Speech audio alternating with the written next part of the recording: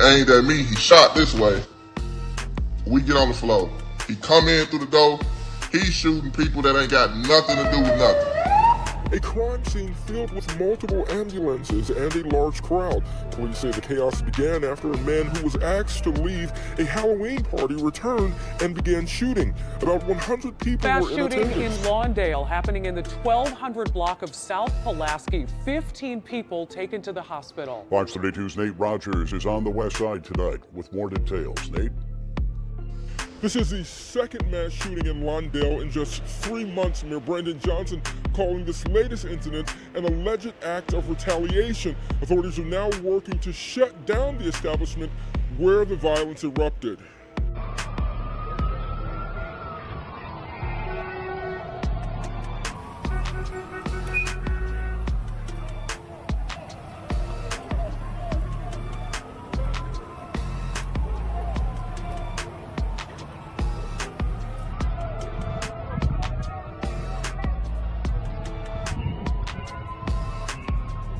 Show your face. Show your face, please. With sugar on top.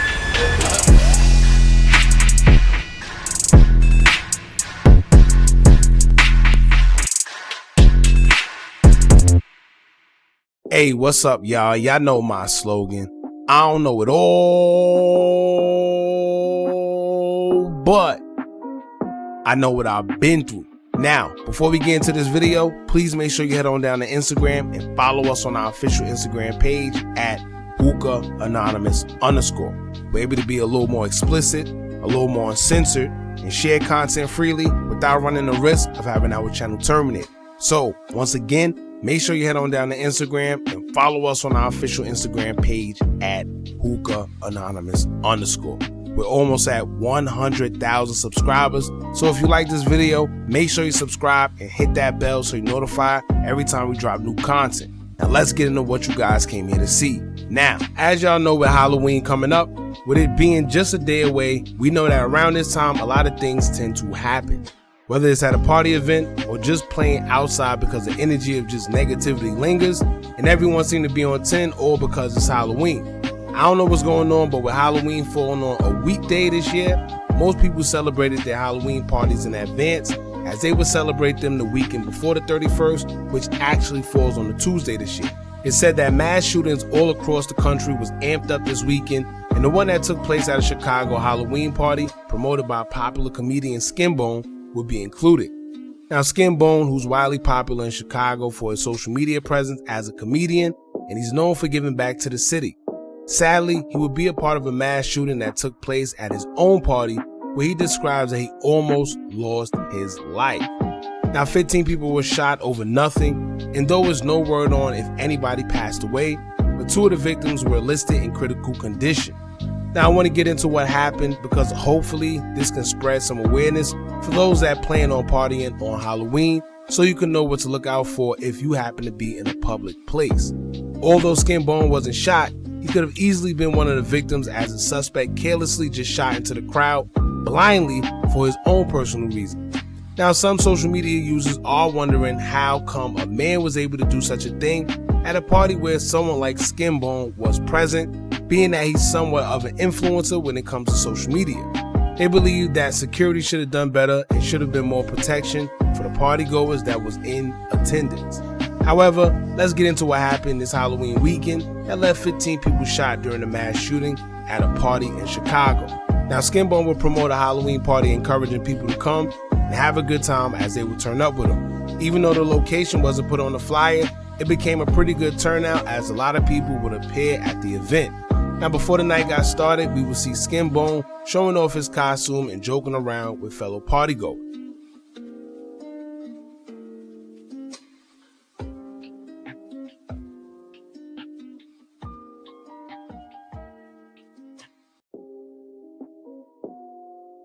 Now, aside from the party almost getting shut down the first time, a dispute at the door would lead to something worse than the cops trying to shut the party down, but instead forcing it to be shut down due to violence. Now, at a little over 1 a.m. on Pulaski and 13th Street in North Lawndale, as a man would try to enter the party, he was rejected due to the party getting ready to end as the DJ would announce that it was about to be over. A witness says that the man was denied entry, he didn't take it too well, and would go to his vehicle and come back to the scene. The witness says that when he returned, he just began shooting into the party, where he would end up striking 15 people, putting a 26 and 48-year-old man in critical condition. The rest are in good condition, and the suspect who would shoot would then run away and was captured a short distance away from the scene. When everything was said and done, Skinbone would take to his Twitter account to post a message in response to the incident, saying, quote, "Almost lost my life tonight. Shaking my head. We can't even have fun no more. Prayers and speedy recovery to everyone that was at my party."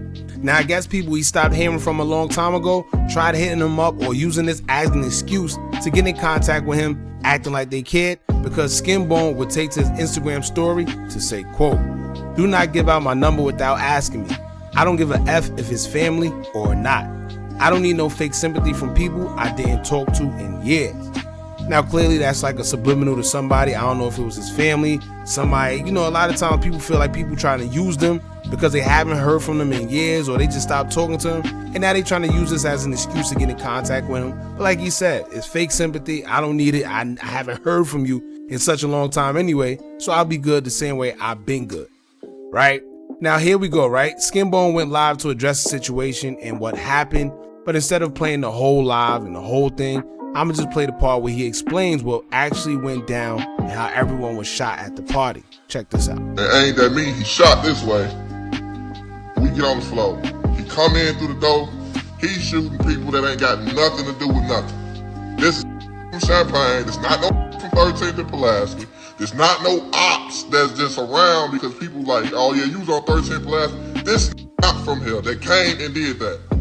You have to realize the type of power that we have to people that want to see us and come from any other city, come from any states, because it was in there from Oklahoma.